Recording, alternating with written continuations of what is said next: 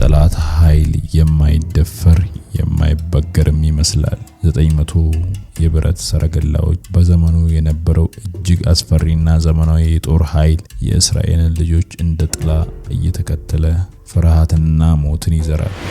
ንጉስ በሌለበት እያንዳንዱ ሰው በዘፈቀደ በሚኖርበት በዚህ የተረመሰ ወቅት መዳን ከወዴት ይመጣል? ጸሎታችንስ ሰማይ ይደርስ ይሆን?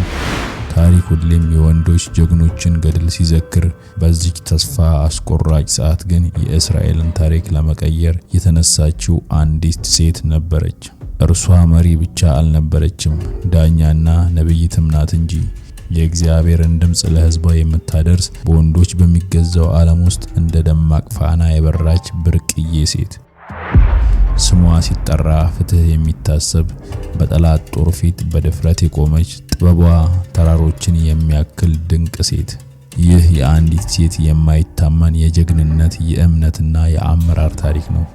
ተራራን የሚያንቀጠቅጠው የብረት ሰረገላዎችን የደመሰሰውና የአንድን ሙሉ ትውልድ ዕጣ ፈንታ የቀየረው ታላቅ ክስተት። ይህንን ድንቅ ገድል አብረን እንመልከት። ይህ የነብይት ዲቦራ አስገራሚ ታሪክ ነው። አብራችሁን ቆዩ።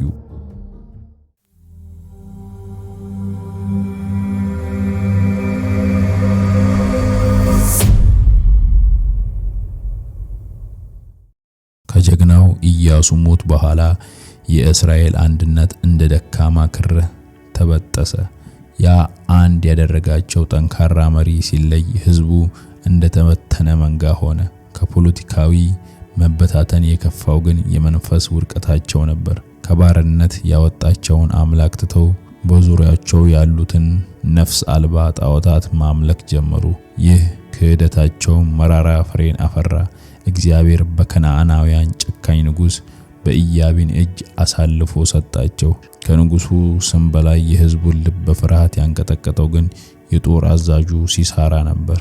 እርሱ የጨለማው ዘመን ገጽታ፣ የጭካኔው ተምሳሌት ነበር። በእጁ የያዘው ኃይል በዘመኑ ታይቶ የማይታወቅ ነበር። 900 የብረት ሰረገላዎች፣ እያንዳንዱ ሰረገላ በጦር ሜዳ ላይ የሚንቀሳቀስ የብረት ግንብ፣ የሚገሰግስ የሞት ማሽን ነበር። የእነዚህ ሰረገላዎች መንኮራኩር መሬቱን ሲቧጥጥ የሚፈጥረው ድምጽ እንደ ነጎድጓድ ከሩቅ ይሰማል። ይህ ድምጽ ሲሰማም የእስራኤል እግረኛ ተዋጊዎች ልብ በፍርሃት ይርዳል። በዚህ አስፈሪ ኃይል ሲሳራ እስራኤልን ለ20 ረጅም ዓመታት በጭካኔ ቀንበር ስር አኖራቸው። አንድ ሙሉ ትውልድ በውርደትና በስቃይ ውስጥ ተወልዶ አደገ። ተስፋ ሙሉ በሙሉ ጠፋ። ነገር ግን እነዚህ ሁሉ በከፋው የተስፋ መቁረጥ ሰዓት ማንም ካልጠበቀው ስፍራ በኤፍሬም ተራራማ ምድር አንዲት የለውጥ ንፋስ መንፈስ ጀመረች። ይህ ንፋስ የተነሳው በጦር ሜዳ ሳይሆን ከአንዲት የዘንባባ ዛፍ ስር ነው። በዚያች ዛፍ ስር አንዲት ሴት ተቀምጣለች። ስሟ ዲቦራ ይባላል። በድምጿ ውስጥ የሰማይ ኃይል ነጎድጓድ፣ በዓይኖቿ ውስጥ ደግሞ የነብይነት ጥበብ ይነበባል። እግዚአብሔር በቀጥታ የሚናገራት የሕዝቡን ልብ የምታነብ ነብይት ነበረች። ስለዚህ ነበር እስራኤላውያን ፍርድ ፍለጋ ወደ እርሷ የሚጎርፉት።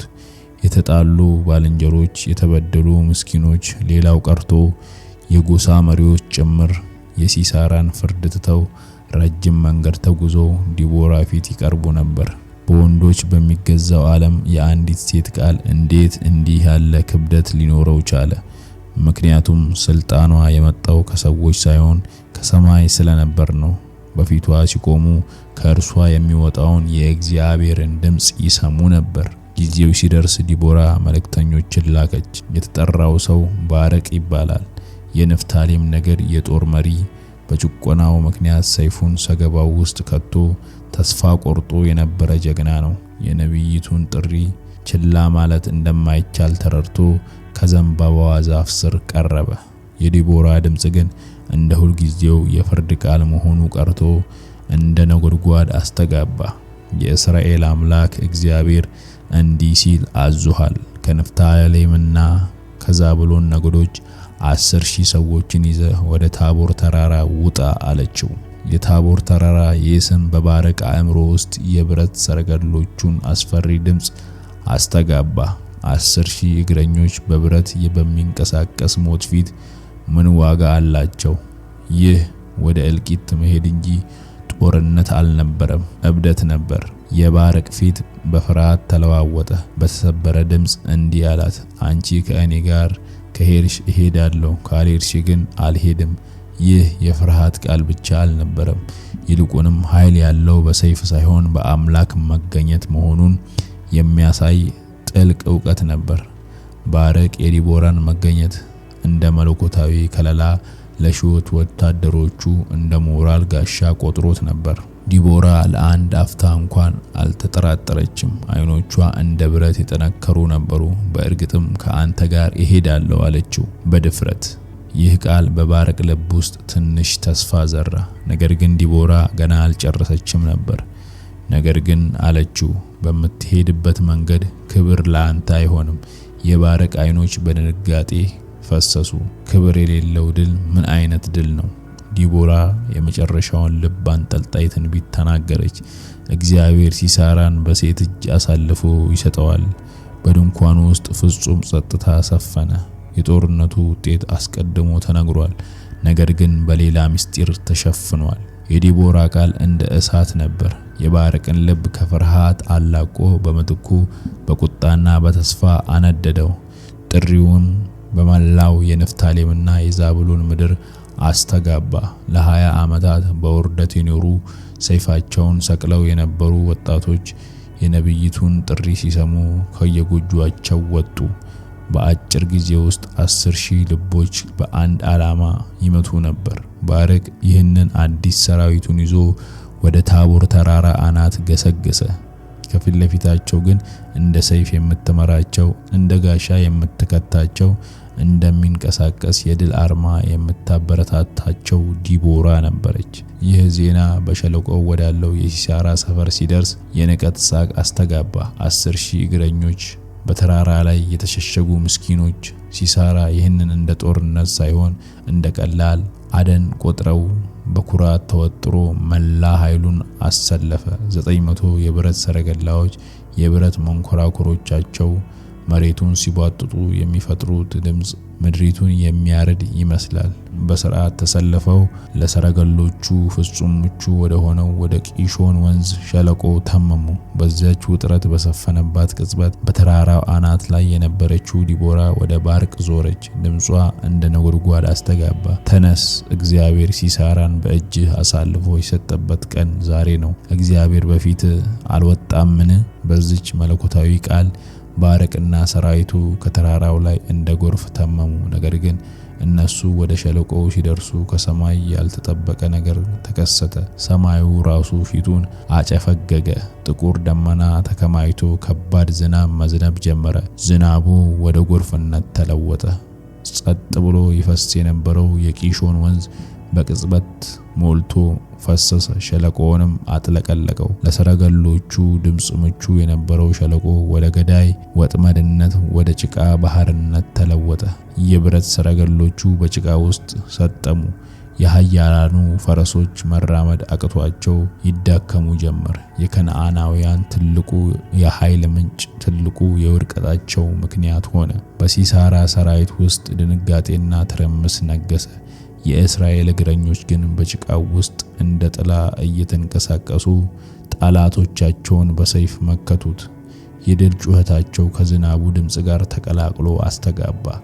ከሲሳራ ገዳይ ሰራዊት መካከል አንድም ሰው አልተረፈም። ድሉ ፍጹም ነበር። የጦርነቱ አዛዥ ኃያሉ ሲሳራ ግን በሕይወት ተርፏል። ሰረገላውን ትቶ በእግሩ ብቻውን በውርደትና በፍርሃት ተውጦ ከጦር ሜዳው መሸሽ ጀመረ። የሰራዊቱ ጩኸት ከኋላው ቀርቶ አሁን የራሱን ሕይወት ለማትረፍ የሚሮጥ ምስኪን ስደተኛ ሆኗል። በፍርሃት እየሮጠ ከጦርነቱ ስፍራ ርቆ ወደሚገኘው የቄናዊው የሄቤር ድንኳን ደረሰ።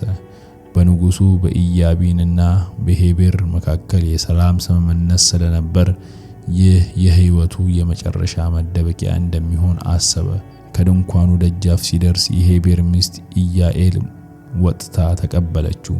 ፊቷ ላይ ምንም የፍርሃት ምልክት አይታይም ነበር። ይልቁንም የመረጋጋትና የእንግዳ ተቀባይነት መንፈስ ይታይባታል። ወደ ድንኳኗ እንዲገባ ጋበዘችው። ሲሳራም ልቡ በትንሹ ሲረጋጋ ወደ ውስጥ ገባ።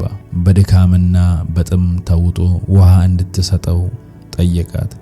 ኢያኤል ግን ከዚህ በላይ አረገች። ከውሃ ይልቅ የተሻለውን የበግ ወተት ከእንስራ አውጥታ አቀረበችለት። ይህ ድርጊቷ የመጨረሻውን የጥርጣሬ ቅንጣት ከልቡ አጠፋለት። ወተቱን ጠጥቶ ሲያበቃም በብርድ ልብስ ሸፈነችው። በጦርነቱ በሽሽቱ የደከመውን ሰውነቱ በቅጽበት ወደቀ። ከባድና ጥልቅ እንቅልፍ ወሰደው። በድንኳኑ ውስጥ ፍጹም ጸጥታ ሰፈነ። የሲሳራ ትንፋሽ ድምጽ ብቻ ይሰማል።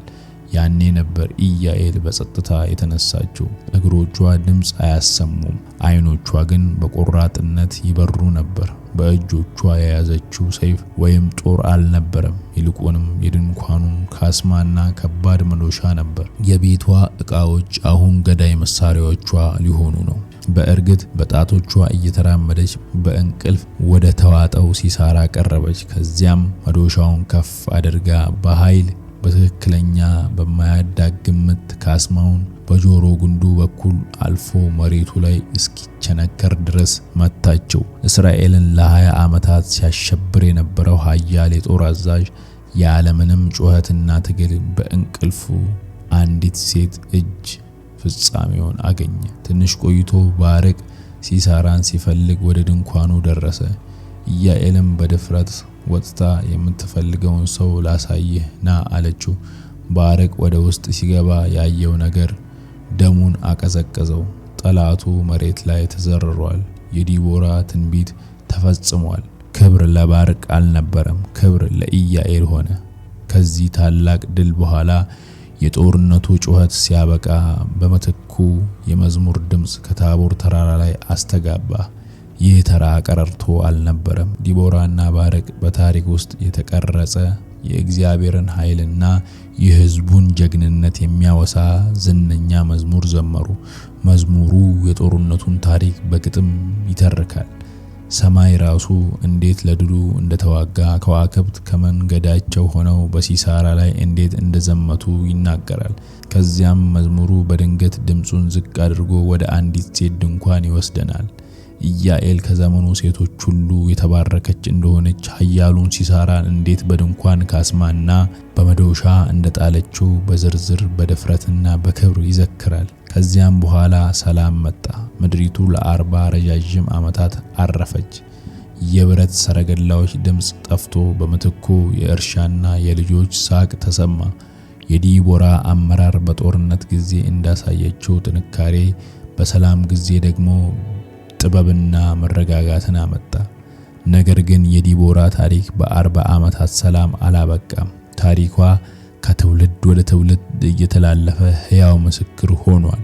እግዚአብሔር ተስፋ በጠፋበት ወቅት እንኳን ጀግኖቹን የሚመርጠው ከንጉሶች ዙፋን ወይም ከጦር አዛዦች ሰፈር ሳይሆን ማንም ካልጠበቀው ቦታ መሆኑን የሚያሳይ ዘላለማዊ ማስታወሻ ሆነ። የዲቦራ ታሪክ ጾታ ወይም ማህበራዊ ደረጃ ሳይገደበው በእምነት በድፍረት የሚቆም ማንኛውም ሰው ታሪክን መለወጥ እንደሚችል ያስተምረናል።